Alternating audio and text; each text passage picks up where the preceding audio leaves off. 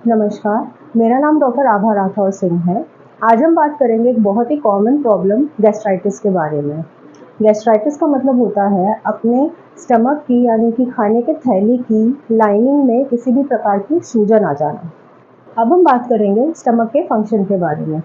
Stomach जो organ है, जो हम खाना खाते हैं उसके डाइजेशन में बहुत इंपॉर्टेंट रोल प्ले करता है, जिसके लिए ये बहुत सारे कंपाउंड सिक्रीट करता है। उसमें से कुछ इंपॉर्टेंट कंपाउंड्स हैं एसिड और पेप्सिन। एसिड का काम होता है कि जो हम खाना खा रहे हैं, जो हम फूड पार्टिकल्स खा रहे हैं, उनको वो छोटे छोटे पार्ट्स में ब्रेक डाउन करता है ताकि वो आगे इंटेस्टाइन्स में इजीली डाइजेस्ट एंड एब्जॉर्ब हो सके। और पेप्सिन जो प्रोटीन है उसका काम होता है कि जो बड़े प्रोटीन पार्टिकल्स हैं उसको वो छोटे छोटे प्रोटीन्स में ब्रेक डाउन करे ताकि आगे जाकर वो इजीली डाइजेस्ट हो सके। अब ये जो एसिड अपने स्टमक में प्रोड्यूस होता है, ये बहुत ही स्ट्रॉन्ग एसिड होता है। ये इतना स्ट्रॉन्ग होता है कि ये अपनी स्टमक की लाइनिंग को इजीली डिस्ट्रॉय या इरोड कर सकता है। इस एक्शन को प्रिवेंट करने के लिए अपने स्टमक के एपिथेलियम के ऊपर एक लाइनिंग प्रेजेंट होती है जिसे हम म्यूकोजल मेम्ब्रेन कहते हैं।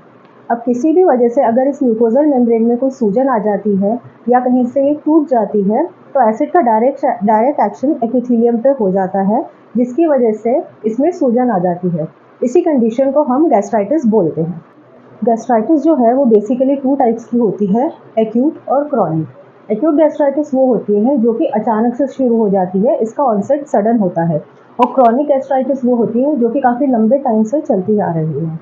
एक्यूट गैस्ट्राइटिस के क्या सिम्टम्स होते हैं? इसमें पेशेंट को अचानक से पेट में दर्द शुरू होता है और उल्टी भी हो सकती है। उस उल्टी में कई बार खून भी प्रेजेंट हो सकता है। इसके क्या क्या कॉजेज़ हैं? इसके मोस्ट कॉमन कॉजेज़ ये होते हैं कि हम कुछ ज़्यादा मिर्ची वाला या ज़्यादा तेल वाला इंजेस्ट कर लें या फिर ऐसा कोई सब्सटेंस खा लें जिससे हमें ऑलरेडी इरिटेशन या एलर्जी है।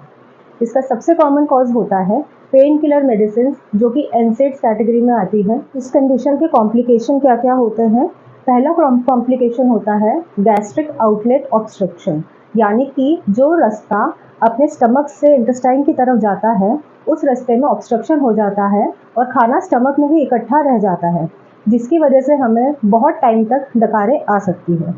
और इसका दूसरा कॉम्प्लिकेशन है, अगर आपके स्टमक में ऑलरेडी अल्सर प्रेजेंट था, उस अल्सर में परफोरेशन हो जाती है, स्टमक में छेद हो जाता है। क्रॉनिक गैस्ट्राइटिस हमें तब होती है जब हम अपने म्यूकोजल लाइनिंग को इरिटेट करने वाला सब्सटेंस टाइम टू टाइम यानी कि ज़्यादा फ्रीक्वेंटली खाते रहते हैं और ये बार बार म्यूकोजल मेम्ब्रेन डैमेज होती है, हील होती है, फिर डैमेज होती है, फिर हील होती है। ये साइकिल रिपीट होती रहती है। अब इस सिचुएशन में हमें बहुत सारे कॉम्प्लिकेशंस देखने को मिलते हैं। सबसे कॉमन जो कॉम्प्लिकेशन होता है क्रॉनिक गैस्ट्राइटिस का वो है अल्सर। अल्सर में क्या होता है, जो ये डैमेज हील साइकिल चल रही होती है, कई बार जो डैमेज का जो स्टिमुलस होता है वो ज़्यादा फ्रीक्वेंट होता है तो प्रॉपरली हील नहीं कर पाता है। उस सिचुएशन में अपने म्यूकोजा और लाइनिंग में एपिथेलियम में अल्सर्स हो जाते हैं। अब ये अल्सर्स आगे जाके परफोरेट हो सकते हैं, जिसकी वजह से अगेन पेरिटोनाइटिस हो सकता है, जिसके बाद बड़ा ऑपरेशन होता है। सेकेंड कॉम्प्लिकेशन है एनीमिया। एनीमिया दो कारणों से हो सकता है गैस्ट्राइटिस में। पहला कारण है कि जो अल्सर हमारे बने हैं उसमें ब्लीडिंग हो सकती है लगातार, जिसकी वजह से शरीर में खून की कमी हो जाती है। दूसरा कारण है कि अपना स्टमक एक फैक्टर प्रोड्यूस करता है जिसे हम इंट्रिंसिक फैक्टर कहते हैं। वो इंट्रिंसिक फैक्टर विटामिन B12 के एब्जॉर्प्शन में हेल्प करता है। तो गैस्ट्राइटिस के टाइम में इंट्रिंसिक फैक्टर का प्रोडक्शन काफ़ी कम हो जाता है, जिसकी वजह से विटामिन B12 की डेफिशिएंसी होती है। और विटामिन B12 जो होता है वो अपने रेड ब्लड सेल्स के फॉर्मेशन में बहुत इंपॉर्टेंट रोल प्ले करता है। तो विटामिन B12 की कमी में ये रेड ब्लड सेल्स अच्छे से फॉर्म नहीं हो पाते हैं, जिसकी वजह से अगेन ये प्रॉपरली फंक्शन नहीं कर पाते हैं और शरीर में खून की कमी हो जाती है। अब ये हील डैमेज साइकिल से कई बार स्टमक के सेल्स के कैरेक्टरिस्टिक्स में कई बार चेंजेस आ जाते हैं। उस चेंजेस की वजह से एक कंडीशन प्रोड्यूस होती है जिसे हम मेटाप्लेजिया या डिस्प्लेजिया बोलते हैं। ये मेटाप्लेजिया और डिस्प्लेजिया अगर टाइमली ट्रीट नहीं हुआ तो फिर ये आगे जाकर कैंसर में कन्वर्ट हो जाता है। आइए अब हम जानते हैं गैस्ट्राइटिस के कुछ कॉमन सिम्टम्स क्या होते हैं। ये होते हैं पेट में दर्द होना, जो कि पेट के ऊपर वाले पोर्शन में होता है। ये दर्द कई बार हमें अचानक से भी हो सकता है, जो कि एक्यूट गैस्ट्राइटिस में केसेस में होता है। और ये दर्द कई बार क्रॉनिकली भी प्रेजेंट हो सकता है कि हमेशा पेट में थोड़ा थोड़ा दर्द रहता है। दूसरा, जी मिचलाना और उल्टी आना। गैस्ट्राइटिस की वजह से जो उल्टी होती है उसमें कई बार हमने जो थोड़े टाइम पहले खाना खाया है उसके पार्टिकल्स एज इट इज़ निकल सकते हैं, या फिर कई बार अगर अल्सर हो गया हो तो फिर उस उल्टी में हमें खून भी आ सकता है।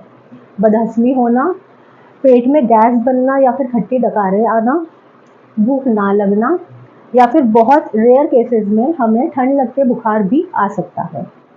अब हम डिस्कस करेंगे गैस्ट्राइटिस के कुछ कॉमन कॉजेज़ के बारे में।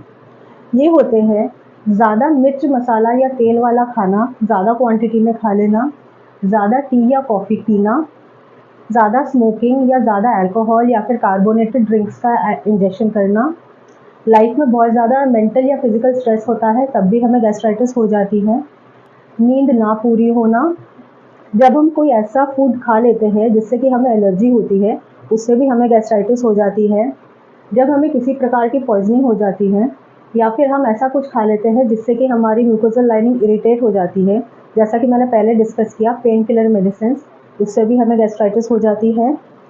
एक बैक्टीरिया होता है बहुत ही कॉमन जिसे हम एच पाइलोरी कहते हैं। ये बैक्टीरिया जब हमारे स्टमक की लाइनिंग को जाकर इन्फेक्ट कर लेता है तो इसकी वजह से भी हमें गैस्ट्राइटिस होती है, और ये गैस्ट्राइटिस का काफ़ी कॉमन रीज़न आजकल देखा गया है। आखिरी रीज़न होता है ऑटो इम्यून। इसमें अपनी ही बॉडी के सेल्स अपने स्टमक को अटैक करना शुरू कर देते हैं जिसकी वजह से उसमें सूजन हो जाती है। गैस्ट्राइटिस को कैसे प्रिवेंट किया जाए? गैस्ट्राइटिस को प्रिवेंट करने के लिए के दो मेन तरीके हैं। एक है अपने डाइट में मॉडिफिकेशन करना, और दूसरा अपनी लाइफस्टाइल में कुछ ऐसे चेंजेस करना जिससे हम इसे अवॉइड कर सकें। अब हम डाइट में क्या क्या मॉडिफिकेशन कर सकते हैं?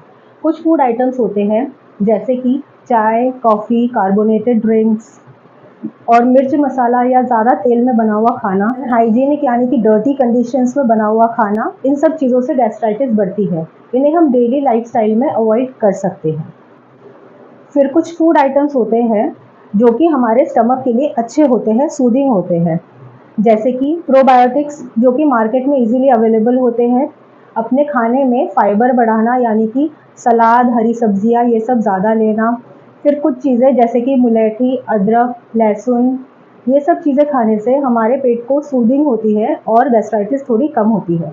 इसका मतलब ये नहीं है कि हम इन आइटम्स को एबनॉर्मली ज़्यादा खाना शुरू कर दें।